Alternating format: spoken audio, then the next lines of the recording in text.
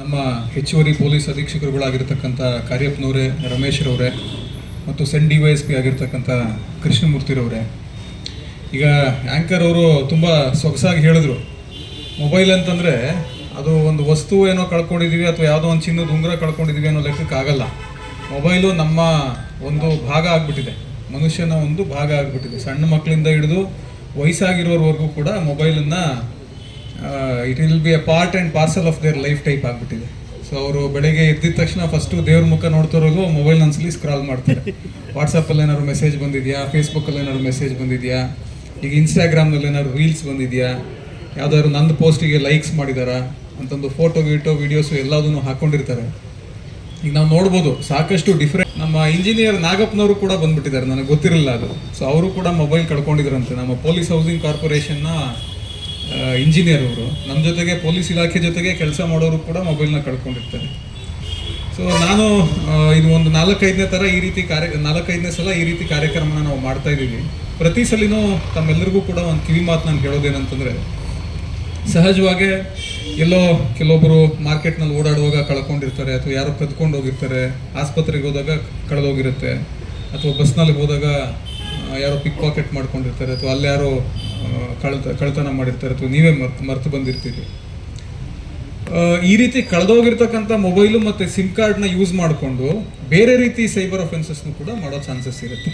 ಆದ್ದರಿಂದ ತಾವೆಲ್ಲರೂ ಕೂಡ ಜಾಗರೂಕರಾಗಿರಬೇಕು.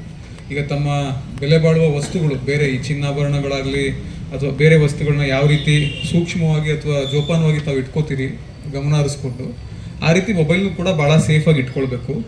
ಆಮೇಲೆ ಕೆಲವೊಂದು ಸೇಫ್ಟಿ ಮೆಷರ್ಸ್, ಸೇಫ್ಟಿ ಮೆಕ್ಯಾನಿಸಮ್ಸು, ಕೆಲವೊಂದು ಅಪ್ಲಿಕೇಶನ್ಸ್ಗಳು ಬರ್ತವೆ. ಮೊಬೈಲ್ ಇನ್ ಕೇಸ್ ಏನಾದರೂ ಕಳೆದೋಯ್ತು ಅಂತಂದರೆ ಆ ಆ್ಯಪ್ನ ಹಾಕಿದ್ರೆ ಅದನ್ನೇ ಟ್ರೇಸ್ ಮಾಡುತ್ತೆ, ಅಥವಾ ಬೀಪ್ ಮಾಡುತ್ತೆ, ಅಥವಾ ಅದನ್ನು ಫ್ಲ್ಯಾಶ್ ಮಾಡಿಬಿಟ್ಟು ಅದು ಯೂಸೇಜ್ ಮಾಡಲಿಕ್ಕೆ ಆಗದೇ ಇರ್ತಕ್ಕಂಥ ಒಂದು ಫೀಚರ್ಗಳು ಕೂಡ ಇದ್ದಾವೆ. ಎಲ್ಲದರಲ್ಲೂ ಇರುತ್ತೆ. ಆ್ಯಪಲ್ನಲ್ಲಿದೆ, ಸ್ಯಾಮ್ಸಂಗ್ನಲ್ಲಿದೆ, ಎಲ್ಲ ಮೊಬೈಲ್ಸ್ನಲ್ಲೂ ಕೂಡ ಇರುತ್ತದು.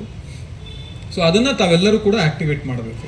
ಆ್ಯಕ್ಟಿವೇಟ್ ಮಾಡ್ತು ಆಮೇಲೆ ನಿಮಗೆ ಈ ಲೊಕೇಶನ್ನ ಯಾವಾಗಲೂ ಆನ್ ಮಾಡಿತ್ತು ಅಂತಂದರೆ ಮೊಬೈಲ್ನ ನೆಕ್ಸ್ಟ್ ಯಾರೋ ತೊಗೊಂಡಿದ್ದಾರೆ, ಯೂಸೇಜ್ ಮಾಡಿದ್ದಾರೆ ಅಂತಂದ್ರೂ ಕೂಡ ಎಲ್ಲಿಗೆ ಹೋಗಿದ್ದಾರೆ ಅವರು, ಯಾವ ಜಾಗಕ್ಕೆ ಅವರು ಚಲಿಸಿದ್ದಾರೆ, ಏನು ಎತ್ತ ಅಂತಂದು ಗೊತ್ತಾಗುತ್ತೆ. ಆಮೇಲೆ ಇಮ್ಮಿಡಿಯೇಟ್ಲಿ ಇನ್ ಕೇಸ್ ಏನಾದರೂ ಇವೆಂಚುಲಿ ಮೊಬೈಲ್ ಕಳೆದೋಯ್ತು ಅಂತಂದರೆ, ನಿಮಗಲ್ಲ ಸಾರ್ವಜನಿಕರಿಗೂ ಕೂಡ ತಿಳಿಸೋದೇನಂತಂದರೆ, immediately you should block this SIM. ಇಲ್ಲ ನಿಮ್ಮ ನಂಬರ್ನ ಯೂಸ್ ಮಾಡಿಕೊಂಡು ಅವರು ಬೇರೆ ಯಾವುದೋ ಸೈಬರ್ ಫ್ರಾಡ್ನ ಯೂಸ್ ಮಾಡಿಬಿಟ್ರೆ ಅದು ನಿಮ್ಮೇಲೂ ಮತ್ತೆ ಬಂದುಬಿಡುತ್ತೆ. ನೀವು ಮೊಬೈಲ್ ಕಳ್ಕೊಂಡಿರ್ತೀರಿ, ಫಸ್ಟು ನೊಂದವರಾಗಿರ್ತೀರಿ, ಮತ್ತು ಆ ಸೈಬರ್ ಫ್ರಾಡಿಂದ ಇನ್ನೊಂದ್ಸಲಿ ಮೋಸಕ್ಕೆ ಒಳಗಾಗ್ಬಿಡ್ತೀರಿ. ಲಕ್ಷಾಂತರ ರೂಪಾಯಿ ಟ್ರಾನ್ಸಾಕ್ಷನ್ಸ್ ಆಗೋಗ್ಬಿಡುತ್ತೆ. ಈಗ ಮೊನ್ನೆ ಇಲ್ಲೇ ಜಯನಗರ ಮೋಸ್ಟ್ಲಿ ಸೆನ್ ಸ್ಟೇಷನಲ್ಲೇ ಒಂದು ಪ್ರಕರಣ ದಾಖಲಾಯಿತು. ನಮಗೆ ಗೊತ್ತಿರೋರೊಬ್ರದ್ದೇನೆ, ಡಾಕ್ಟ್ರು ಅವರ ಬ್ರದರ್ದು.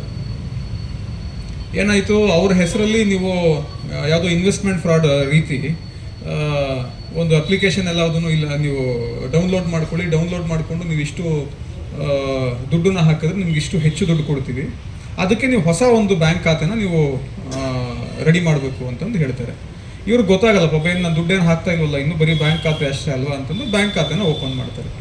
ಬ್ಯಾಂಕ್ ಖಾತೆ ಓಪನ್ ಮಾಡಿದಾಗ ನೆಕ್ಸ್ಟು ಅದ್ರದ್ದು ಕ್ರೆಡೆನ್ಷಿಯಲ್ಸ್ ನಮಗೆ ಕೊಡಿ ಅಂತಂದು ಕೇಳ್ತಾರೆ. ನೆಕ್ಸ್ಟ್ ನಿಮ್ಮ ಟ್ರಾನ್ಸಾಕ್ಷನ್ಸ್ ಆಗುತ್ತೆ, ನಾವೇ ನಿಮಗೆ ಬೆನಿಫಿಟ್ಸು ಪ್ರಾಫಿಟ್ಸ್ ಎಲ್ಲನೂ ಕೊಡ್ತೀವಿ ಅಂತ. ಇವರು ಪಾಪ ಮುಗ್ಧರಿರ್ತಾರೆ, ಅಮಾಯಕರಿರ್ತಾರೆ, ಅದನ್ನೆಲ್ಲನೂ ಕೊಟ್ಬಿಟ್ಟಿರ್ತಾರೆ. ಇನ್ನೊಂದು ಯಾವುದೋ 53 ಲಕ್ಷ ರೂಪಾಯಿ ಒಂದು ಸೈಬರ್ ಫ್ರಾಡ್ನಲ್ಲಿ ಇವ್ರ ಬ್ಯಾಂಕನ್ನು ಒನ್ ಆಫ್ ದಿ ರೂಟ್ ಮಾಡಬೇಕು ಅನ್ನೋ ಲೆಕ್ಕಕ್ಕೆ ಇವ್ರ ಬ್ಯಾಂಕ್ ಅಕೌಂಟ್ನ ಯೂಸ್ ಮಾಡ್ಕೊಂಡಿದ್ದಾರೆ.